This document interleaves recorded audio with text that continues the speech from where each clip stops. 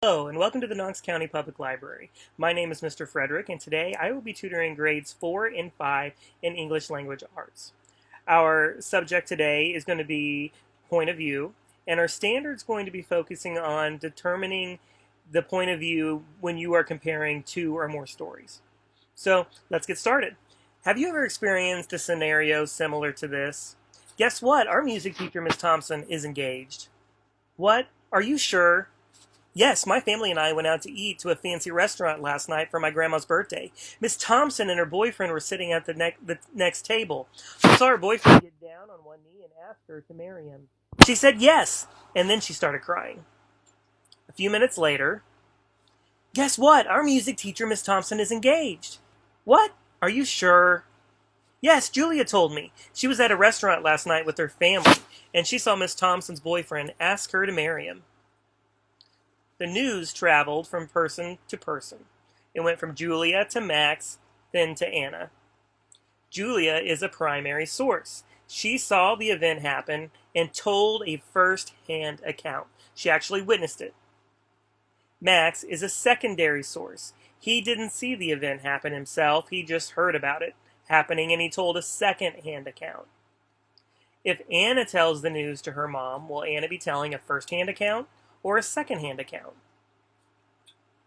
The answer is a second-hand account. So why will it be a second-hand account? Because Anna did not see the event happen. She just heard about it from someone else. So understand that a first-hand account is when you see it happen, or the person writing the story saw it happen. But a second-hand account is when you heard it from someone else, or you read it in a book or something like that. Certain kinds of books. So, when students read nonfiction, they should be able to determine whether the description is a first-hand account or a second-hand account. Therefore, let's take a closer look at each term. A first-hand account is the description of an event by a person who was there at the event and experienced it. Here's a tip to help you remember. Think of a first-hand account as a person with a camera. The person telling the account was at the event they are describing, and therefore they could have snapped some photos of it.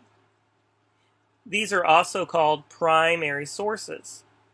Some common primary source examples. Autobiographies. That's when a famous person writes a story about themselves, their whole life. Diary entries. Those are also first-hand accounts because people sometimes write down things that happened in their everyday life in a journal. Letters to people. Interviews. Legal documents. Those could be things like when someone got married or things like that. Videos of an event and photographs of an event. Now, a second-hand account is a little different.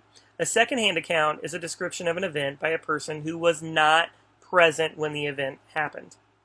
A second-hand account is almost always given after the event has happened because the person that was there and witnessed it would go and tell someone else, and then they would tell someone else. So it never happened right away. It was usually after the event had already happened. A second-hand account is a description of an event often based on research. That means you've looked things up in different books or different websites or things like that.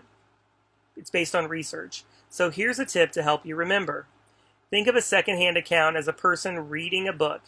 The person telling the account was not at the event they are describing and quite possibly gathered his or her information from a book.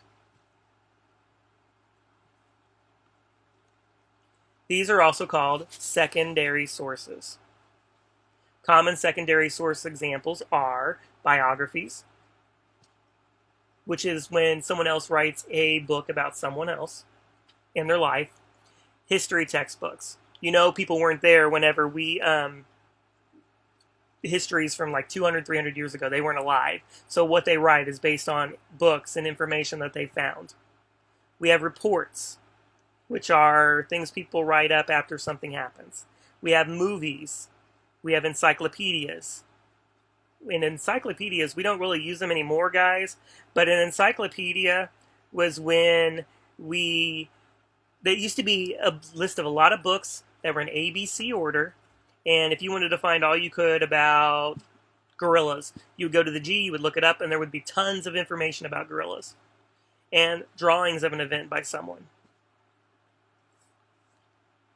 So to determine whether a written piece is a first-hand account or a second-hand account, you must ask yourself these two critical questions. Who wrote the account? And was the author present when the event happened? So it is a first-hand account if you say yes to both of these. It is not if you can't answer yes to both of those questions. So if you did not write it and you did not witness it, it's a second-hand account. So let's practice.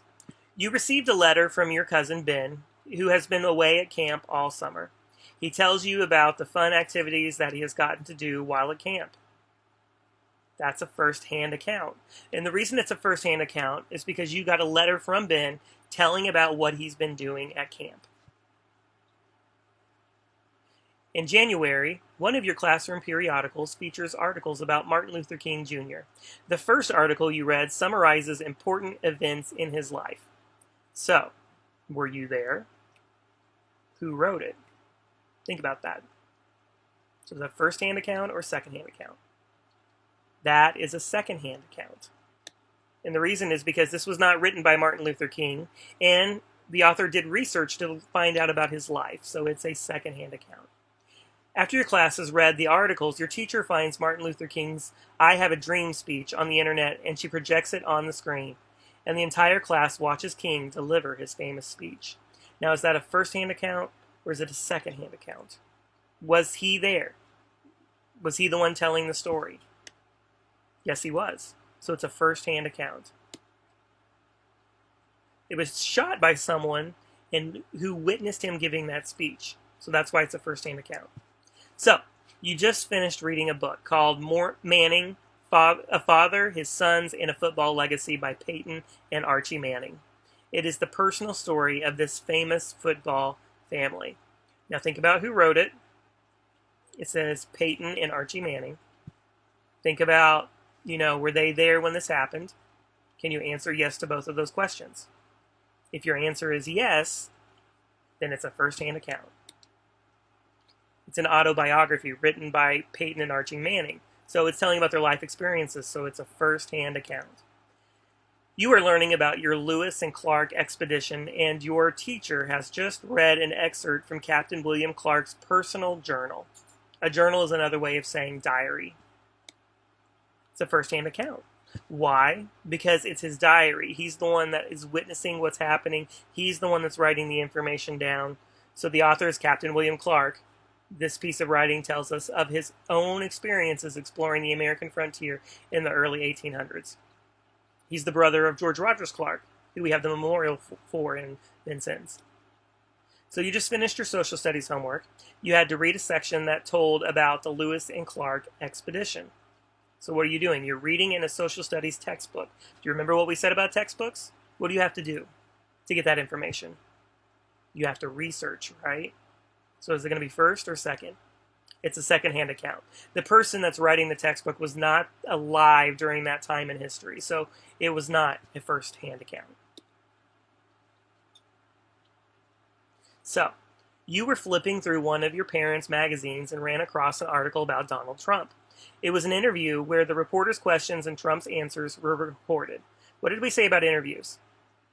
Is that person actually there? Are they actually answering the questions? So it's a first-hand account because it's actually giving you his thoughts and his opinions. So, your teacher shows you a famous painting depicting the Battle of Gettysburg. It was painted by a famous Civil War artist in 1980. Now, what do we know about the Civil War? Was it in the 1980s or was it in the 1860s?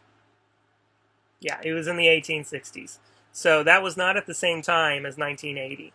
So he didn't actually witness the events happening. He's just read about them and seen pictures. So is that a first-hand account or a second-hand account?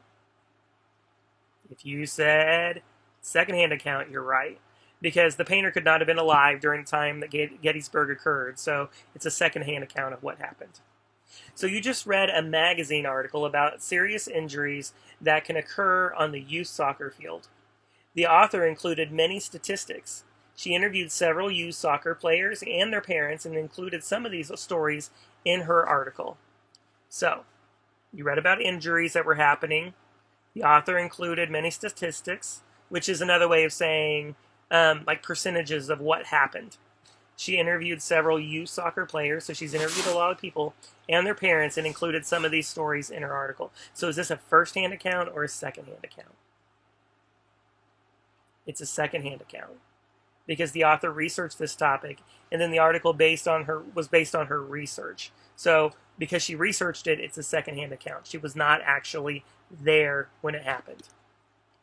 So you recently read an article written by a man who was stranded in his car in the mountains for 3 days during a blizzard. He explains how he survived and how he eventually got rescued. So you're reading an article. Who was it written by? We know it was written by a man who was stranded in his car. So he wrote the story. That should give you a big clue right there. He explains how he survived. So he's telling the story of his life. So is that going to be a first-hand account or a second-hand account? The answer is it's first-hand account because he's the one that was actually stranded in the blizzard and he's telling his story. So a 12-year-old shot a selfie at just the right moment and captured a photo of a car accident involving a famous person. The photo became well known as every major news station showed it during their nightly news program. So he's taking a picture. He witnessed the event happening. So is it a first-hand account of what happened or a second-hand account? So who took the picture? The boy. Was he there when it happened? Yes. So it's a first-hand account. So you just finished reading a book about your favorite soccer player, Lionel Messi. It was written by Leonardo Faccio, and it chronicles Messi's life and accomplishments. So, who wrote the book? Well, was it who the book was about? No, because Messi was who the book was about, but it was written by Faccio. So, we already know right now that it's a biography, not an autobiography. So it's a second-hand account. Read and compare the following two passages about the assassination of President John F. Kennedy. Determine which is a first-hand account and which one is a second-hand account. Then answer the questions. So, on Friday, November 22nd, I decided to take the day off from work. After all, the President of the United States was coming to my hometown of Dallas, and I hoped to catch a glimpse of him. My wife and I decided to find a spot near Dealey Plaza. We waited, and finally we could see the motorcade approach. I could see President Kennedy sitting in the open convertible, waving at people. His wife was at his side. Directly behind the president's car was the Secret Service limousine. I noticed 4 Secret Service agents standing on the running boards of that limousine, 2 on each side. Suddenly, I heard a loud noise, and at first I thought it was a firecracker exploding. When I heard the subsequent 2 shots, though, I realized that someone was shooting a rifle. I saw the president lurch to the left and fall toward Mrs. Kennedy. People were screaming and crying as the motorcade sped off toward the hospital. It's a memory that will unfortunately be etched into my memory forever. Or let's read passage B. Move my little head over here. November 22nd, 2013. 50 years have passed since that fateful day in Dallas when President John F. Kennedy was shot and killed. Most Americans who were alive on that day can tell you exactly where and when they were when they heard the horrific news of the president's assassination. President Kennedy was traveling by motorcade in Dallas, Texas. He was sitting in the back seat of a convertible with his wife, waving to the people who would line the streets, hoping to catch a glimpse of the president. Texas Governor John Connally and Connally's wife were also riding in the car. At 12:30 p.m., as the presidential motorcade passed through Dealey Plaza, shots rang out. President Kennedy had been hit multiple times. Although he was rushed to a nearby hospital, nothing could be done to save the president. It was quickly determined that the gunshots had been fired from a 6th-floor window of the Texas School Bank Depository. A short time later, a rifle belonging to Lee Harvey Oswald was found in the building. So, which passage was a first-hand account? The first one was passage A. The second one is passage B. Let me have to move my head around again a little bit. So, passage A. How do we know that passage A was the first-hand account? Well, there's a couple ways we know. The person who wrote this account was telling his story of what happened and what he saw when President Kennedy was assassinated. He was an eyewitness to the event. Passage B, on the other hand, was written 50 years later after the assassination by someone who made no reference to seeing the event occur. There's a couple other ways you can tell. In passage A, like he uses the words like I and my and things like that, kind of like you do with first person point of view. And in the second one, they were telling it like from a third person point of view, like an outside narrator looking in. So that's how you know sometimes too that it's first-hand or second-hand account. So how do the two accounts differ, or how are they different? Well, passage B contained mostly facts, while passage A also had the writer's own thoughts and feelings sprinkled into the piece of writing. If it tells you your thoughts and opinions, that's usually a first-hand account because that person's telling you how they're feeling at the time. Read and compare the following two passages about a school about to be demolished. Determine which is a first-hand account and which is a second-hand account, and then answer the questions. So, hundreds of people turned out to watch the Stanton School fall to the ground last Thursday afternoon. The school had been a landmark in Stanton since 1917 and had felt the footsteps of thousands of students and teachers over the past century. One person not in attendance to see the stately old building crumble was Margaret Weiss, a 1934 graduate of the school. I couldn't bear to watch it being demolished. I just gave too many fond memories in that building, Weiss said. Weiss recalled the day a small fire was ignited while her science teacher performed an experiment for the class. The first-year teacher panicked and directed his class to exit through the third-floor fire escape door while he stayed behind to put out the fire. It was raining cats and dogs, and the metal stairs were quite slippery. Bert Camphy was at the back of the line and slipped on a stair. All 18 of us in line went down like dominoes. It was terrifying at the time, but now, of course, it's become a fond memory. Let's look at passage B. When I heard that the old Stanton School was going to be demolished, I felt a mixture of emotions. Mostly, I felt sad. I graduated from the school in 1934 and watched my 4 children graduate from there as well. After talking to my children and many other past students of Stanton School, I have discovered that I am not alone in my feelings of sadness. Everyone, it seems, has unforgettable experiences that happened in that stately old building. One of my own memorable experiences happened in science class during my junior year. Mr. Jones was a first-year teacher and was constantly performing science experiments in front of the class, which happened to be on the 3rd floor of the school. On this particular day, a small fire was ignited. Mr. Jones panicked and directed everyone to leave through the emergency exit door. We were trying to quickly make our way down the metal fire escape, but it was raining cats and dogs, and the stairs were quite slippery. Which passage is a first-hand account?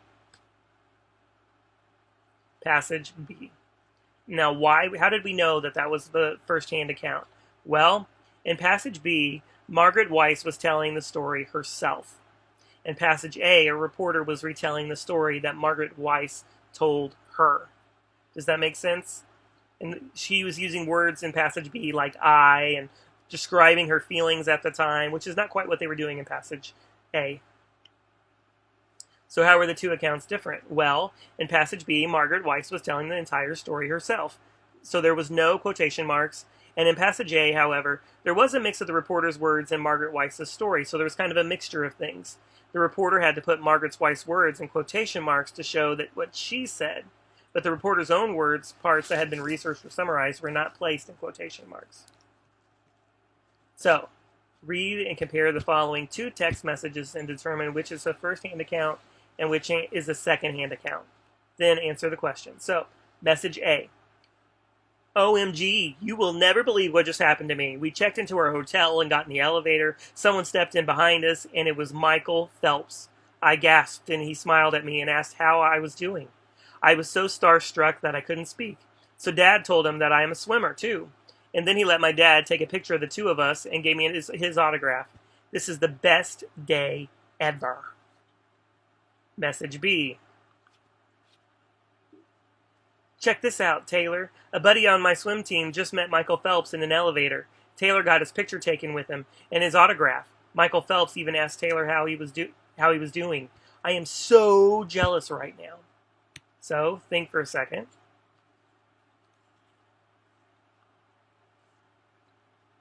Which message is a first-hand account? The answer is message A. Now, how do we know that? Well, Taylor is the person who met Michael Phelps. Taylor wrote a message A himself, telling his friend about the event. Message B is a second-hand account because the person typing the message was not there when the meeting occurred. So how were the two accounts different? Message A contained more details than message B. So that's the big difference there. Okay, read and compare the following two passages about the Boston Red Sox baseball team. Determine which is the first-hand account and which is a second-hand account, and then answer the questions. This will be our last story. The Boston Red Sox was a powerhouse baseball team in the early 1900s. They won 4 World Series championships between 1912 and 1918. 3 of those championships were won with the help of legendary baseball player Babe Ruth. The Red Sox traded Babe Ruth to the New York Yankees at the end of the 1919 season. The Sox experienced some rough years following the trade, 86 rough years to be exact. Although they came close a few times, they could not seem to win another World Series. In fact, some blame their unfortunate luck on the curse of the Bambino. It was assumed by some that Babe Ruth had cursed the Red Sox team when he was traded to the Yankees, and that the well-known curse prevented them from winning their 6th World Championship. Everything changed, though, however, on October 27, 2004, when the Boston Red Sox finally won another World Series championship. The curse of the Bambino was history, and Red Sox fans were ready to celebrate. So let's look at passage B. Dear Grandpa, Dad told me to go to bed, but I am way too excited to go to bed right now. Can you believe it? Can you believe it?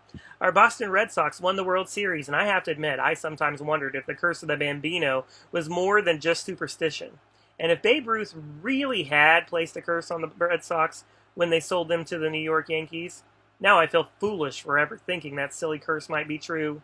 Dad and I watched the game on TV tonight. Lowe did some great pitching, didn't he? You should have seen Dad and me jumping and screaming when Johnny Damon hit his home run in the first inning. My heart was pounding through the entire game. I have never been so nervous in my entire life. I'll never forget the joy I felt on that final out when the Cardinals hitter grounded the ball back to Folke on the pitcher's mound, and when Folke threw it underhand to, it's a big name here, Minkowitz on the first base to win the game.